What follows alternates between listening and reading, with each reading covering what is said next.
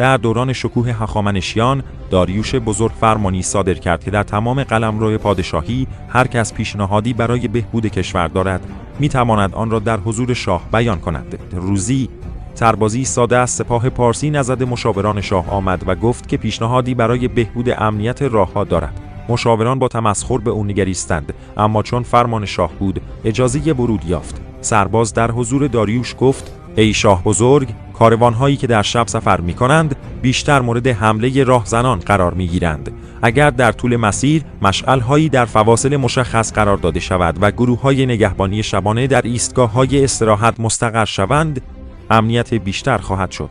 داریوش پس از اندکی تفکر دستور داد این پیشنهاد اجرا شود.